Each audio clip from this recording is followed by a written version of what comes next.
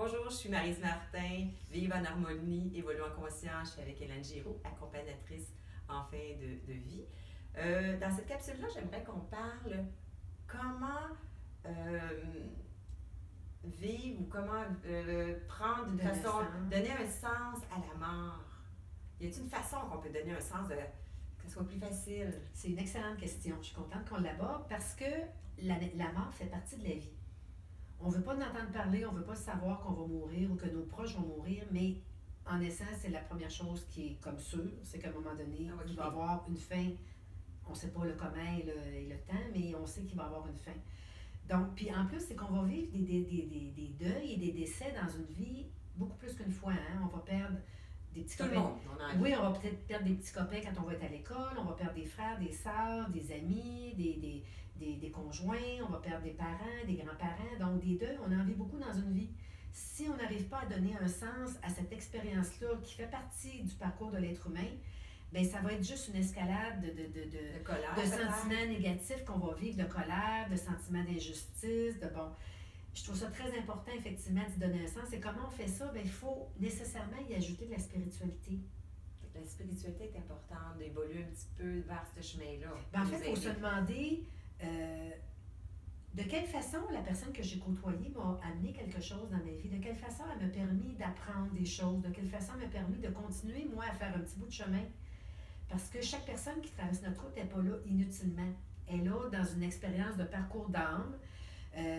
On est venu ici pour expérimenter toutes sortes de choses, des expériences de toutes sortes, des expériences positives, des expériences plus difficiles, mais qui nous font grandir. Sur le moment, on ne sait pas tout le temps que ça nous fait grandir. Sur le moment, on est choqué, mais oui. Après, c'est vrai que ça nous apporte. Avec un certain recul, on se dit, j'aurais jamais pensé ça, mais ça m'a apporté telle chose. Ça m'a permis de faire d'autres choix dans ma vie. Ça m'a permis de faire des prises de conscience importantes. Ça m'a permis de transformer mon parcours, de transformer ma vie, peut-être la direction que je donnais à mon existence. Donc, c'est pas inutile. Si on regarde les choses plus dans une expérience, dans un souci d'apprentissage, d'expérience qu'on vient vivre ici pour évoluer, même la mort peut avoir un sens différent. OK. Ça a d'allure, hein? Donc, nécessairement, il faut y mettre un peu de spiritualité pour comprendre pourquoi la mort a fait partie de notre vie, comme toutes les autres expériences. Ça fait partie de ça aussi. OK. Et spiritualité ne veut pas dire religion.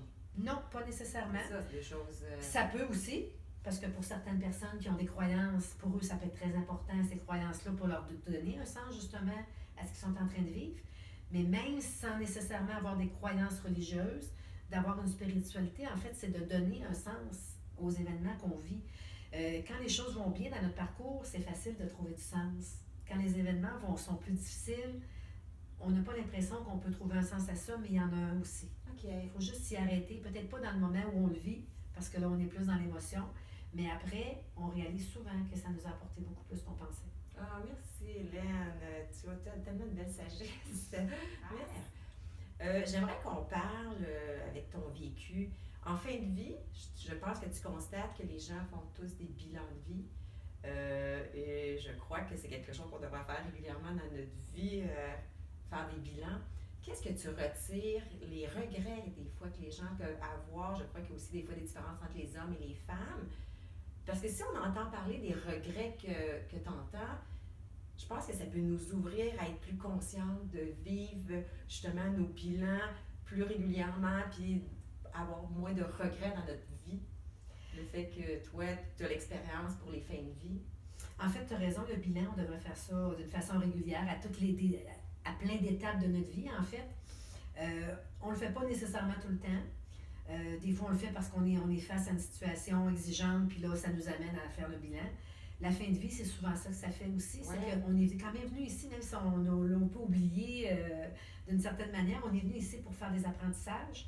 Et nécessairement, quand le temps est compté puis qu'on se prépare à quitter, les gens ne disent pas je vais faire un bilan parce que je suis rendue à la fin de ma vie. Ça se fait d'une façon automatique. Ça se fait naturellement, où les gens se mettent à commencer à analyser leur parcours de vie, ce qu'ils ont accompli, ce qu'ils ont réalisé, ce qu'ils ont apporté aussi à leur entourage. Mais nécessairement, ils montrent des regrets au travers de ça. Je ne connais pas personne rendu à la fin d'une vie qui n'a pas de regrets. Mais les regrets à la fin d'une vie ne sont pas nécessairement vus comme quelque chose d'épouvantable. Les gens vont regarder ça parce que la vision de la vie change rendue à la fin de vie. Je dirais que nous, quand on est dans la vie, on regarde la vie comme si on était collé dessus. Alors que les gens, quand On ils sont. recule. Oui, alors que les gens qui sont en fin de vie le voient d'une façon avec une certaine distance, un certain dégagement émotif aussi. Ils le regardent plus à vol d'oiseau. Donc, ils sont capables de regarder des choses qu'ils n'ont pas fait ou qu'ils auraient aimé faire et avec lesquelles ils peuvent avoir des regrets à la fin, mais ce ne sont pas des regrets qui disent j'ai manqué ma vie, par exemple. OK. Non, OK. ils vont plutôt dire j'aurais aimé, par exemple, faire tel métier. Je ne l'ai pas fait, mais par contre, je me suis accomplie dans telle autre chose. OK. Ils vont peut-être dire bon, j'aurais aimé, souvent j'entends beaucoup, j'aurais aimé passer plus de temps avec ma famille. Ah, ça, c'est quelque chose. C'est-à-dire que là, regarde, ça nous dit faites-le, on va le faire, là. Idéalement, prenez plus de temps Prendre avec vos conscience. proches, prenez conscience. Puis ça, je l'entends beaucoup chez des hommes aussi. Pourquoi? Parce que les hommes travaillent beaucoup.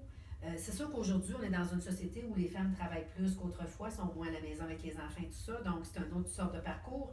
Mais on voit souvent, les hommes ont été éduqués que le travail, c'est le sens de la vie, leur vie est beaucoup, beaucoup centrée là-dessus. Donc, on voit souvent des gens travailler 60, 70 heures, 80 heures semaine, même des fois, là. C'est sûr que le temps, il manque à un moment donné pour faire d'autres choses qui sont dans l'essentiel. Si on côtoie des gens qui sont en fin de vie et qui nous parlent de ces regrets-là, c'est sûr qu'on doit se poser la question à savoir, dans notre propre vie, là. oui, de quelle façon moi j'ai investi mon temps, puis est-ce que je fais un équilibre dans ma vie, dans toutes les sphères de mon parcours? Parce que oui, on peut travailler, aimer ce qu'on fait, mais on peut avoir une famille, des amis, des activités, des loisirs, des choses qui nous permettent de nous épanouir. Toutes ces choses-là sont importantes. Donc, oui, faire un bilan, c'est très important. Les gens le font à la fin.